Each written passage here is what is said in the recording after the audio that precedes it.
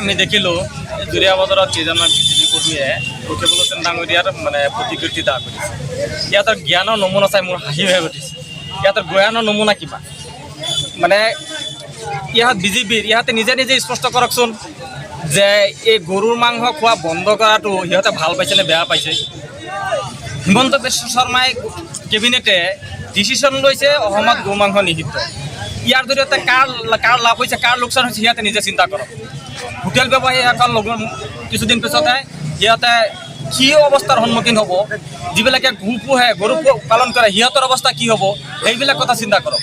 ৰকিবুল হুছেইনৰ কথাত উদ্বৃত্তি দিছে মানে কি, ইয়াৰ জৰিয়তে আমাৰ জাতিটোৰ ক্ষেত্ৰতো তাচ্ছিল্য কৰিছে। আমি বুজি পালোঁ। কৈছে 3 বছৰ আগতে ৰাজহুৱা জেগাত গৰু মাংস বধ কৰা নিষেধ, তৎসত্বেও বিধানসভা নিৰ্বাচন 1.5 বছৰীয়া এটা বিধানসভা নিৰ্বাচন জিকাৰ কাৰণে সেই নেতাসকলে গৰু বধ কৰি পেলাই ভোজ ভাত খুৱাইছে। ৰকিবুল সেই কথাটো কৈছে, য'ত নেকি ৰাজহুৱা স্থানত গৰু বধ কৰা নিষেধ, এই আইন থকাৰ পিছতো এজন লিডাৰে কেনেকৈ মানে গৰু মাংস বধ কৰি ভোজত খাবলৈ পালে। তাৰ সিহঁতৰ বিৰুদ্ধে আইন ব্যৱস্থা কৰিছিল নেকি? কোনোদিনে কৰা নাই। এতিয়া আজি যিসকলে ৰকিবুল হুছেইনৰ প্ৰতিমূৰ্তি দাহ কৰিছে সিহঁতৰ জ্ঞানৰ নমুনা চাই মোৰ মানে অত্যন্ত হাঁহি উঠিছে আৰু মোৰ পুতৌ জাগিছে। কি কাম কৰিব, কি বিচাৰিছে জ্ঞানটো কি, কিমান জ্ঞান আছে ইয়াত। যে হিমন্ত বিশ্ব শৰ্মাৰ কথা মতে ৰকিবুল হুছেইন চলে। হিমন্ত বিশ্ব শৰ্মাই ৰকিবুল হুছেইনে অকল এই গৰু মাংসৰ কথাই কোৱা নাই, বহুত কথা কৈছে। চৰৰ মাটিৰ পাট্টা দিব লাগে, আমাৰ মুছলিম অধ্যুষিত অঞ্চলৰ ৰাস্তা ঘাট একেবাৰে সকলোবিলাক ঠিক কৰিব লাগে। আজি পিঁয়াজৰ দাম প্ৰায় 6 মাহ ধৰি 70 টকা 80 টকা হৈ আছে, সেইবিলাক কমাব লাগে। দালিৰ দাম 150 টকা হৈছে, সেইবিলাক কমাব লাগে। মিঠাতেল আজি যিটো ৰাজহুৱা মানুহৰ জুৰুলা হৈ গৈছে, মানুহৰ মানে নিজৰ উপাৰ্জন নাই। আমাৰ ইয়াত জাকে জাকে ল'ৰাবিলাক বিদেশত গৈ কাম কৰিব লগা হৈছে আৰু ইহঁতক কিমান শাস্তি দি আছে, কিমান কষ্ট দি আছে, এইবিলাকৰ খবৰ নাই। ৰকিবুল হুছেইনে গৰুৰ মাংসৰ নাম লোৱাৰ কাৰণেই বন্ধ কৰি দিলে।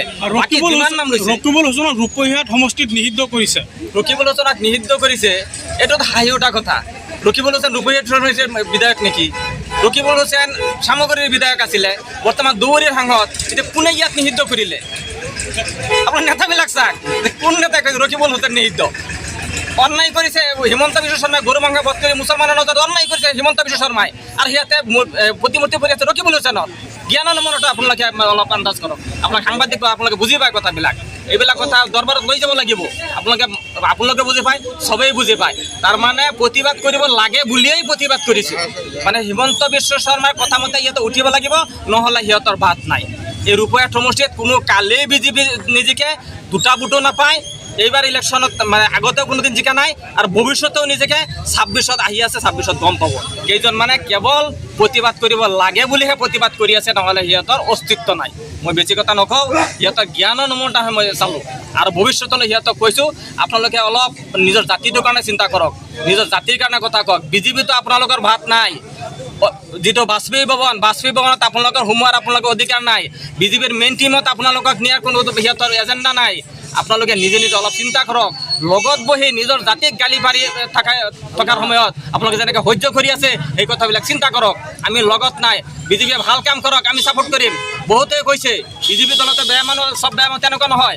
বিজেপি দলতো বহুতো বিবেকবান মানুহ আছে, সিহঁতে আজি বেয়া পাইছে যে হিমন্ত বিশ্ব শৰ্মাই 3 বছৰ আগতে যিটো আইন কৰিছে, সেই আইন আজি আকৌ খুচৰি পেলাই কেবিনেটত আমাৰ ৰাজহুৱা ধন খৰচ কৰি মানে ইমান ধুনীয়াকৈ খাদ্য খায়, সেইবিলাক সময় অপচয় নকৰি অসমৰ কাৰণে চিন্তা কৰক, অসমৰ ৰাইজৰ কাৰণে চিন্তা কৰক, ৰাজধৰ্ম পালন কৰক। হিমন্ত বিশ্ব শৰ্মা অকল হিন্দুৰ মুখ্যমন্ত্ৰী নহয়, আমাৰ খ্ৰীষ্টানৰো মুখ্যমন্ত্ৰী, মুছলমানৰ মুখ্যমন্ত্ৰী, জৈনৰ মুখ্যমন্ত্ৰী, পিছপৰা জাতিৰ মুখ্যমন্ত্ৰী। গতিকে হিমন্ত বিশ্ব শৰ্মাক এই আজিৰ সন্ধিয়াখনত আমি আল্লাহৰ ওচৰত দোৱা কৰিছোঁ যে আপোনাক সুমতি দিয়ক। আপোনাৰ মতিভ্ৰম হৈছে, আপুনি 96 চনত কি আছিল আপোনাৰ কথা মনত কৰক। আপুনি আজি বহুত ওপৰত উঠিছে আৰু ৰাজধৰ্ম পালন নকৰাকৈ এটা জাতিক তুচ্ছ তাচ্ছিল্য কৰি আপুনি বেছি দিন টিকি থাকিব নোৱাৰে। আপোনাৰ অৱস্থা এনেকুৱা হ'ব, বহুত ৰাজনীতিবিদৰ কথা মনত পেলাক যে সিহঁত কি আছিল আৰু কি হৈছে। বহুত নেতা মন্ত্ৰীয়ে অৱশেষত গৈ পেলাই সিহঁতৰ নাম এবাৰ নিজেও দুনিয়াৰ পৰা নাইকিয়া হৈ গৈছে আৰু সিহঁতৰ নামো দুনিয়াৰ পৰা নাইকিয়া হৈ গৈছে। গতিকে যদি আপোনাৰ নামটো ইতিহাসত ৰাখিব বিচাৰে, ভাল কাম কৰক, আপোনাৰ সন্মান থাকিব। আৰু যিবিলাক কাম কৰি আছে মানুহবিলাকে বেয়া পাইছে, অত্যন্ত বেয়া পাইছে। আপোনাক এটা সময়ত টেট মাষ্টৰবিলাকে ভাল পাইছিল, আজি টেট মাষ্টৰবিলাকক আপুনি আঘাত দিছে, চাকৰিয়াবিলাকক আঘাত দিছে, মানুহক মুক্ত হস্তে আপুনি কথা ক'বলৈ সুবিধা দিয়া নাই। আৰু যদি কোনোবাই অলপ মানে বাছি কিছুমান মানুহে যদি আপোনাৰ বিৰুদ্ধে কয়, আপুনি তাৰ বিৰুদ্ধে পুলিচ লগাই দিয়ে, প্ৰশাসন লগাই দিয়ে, এইবিলাক কাম বন্ধ কৰক। আপোনাক মানুহে ভাল পাব, আশীৰ্বাদ কৰিব। গৰু মাংস ডাঙৰ কথা নহয়। আজিকালি বহুত মুছলমান মানুহে গৰু মাংস নাই, মই নিজে গৰু মাংস নাখাওঁ, কিন্তু এইটোৰ উদ্দেশ্য এইটো নহয় যে গৰু মাংস জাতিগতভাৱে বন্ধ কৰিব লাগে।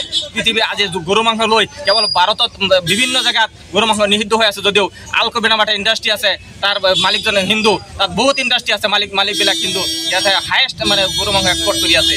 তাত এনেকুৱা কোনো কেছকাল পোৱা নাই। জাৰ্মানত গৰু মাংসৰ ভেজাল নাই, নেপালত ভেজাল নাই, আমেৰিকাত ভেজাল নাই, চাইনাত ভেজাল, ক'তো গৰু মাংসৰ ভেজাল নাই। কেৱল অসম আৰু ভাৰততে গৰু মাংসৰ ভেজাল।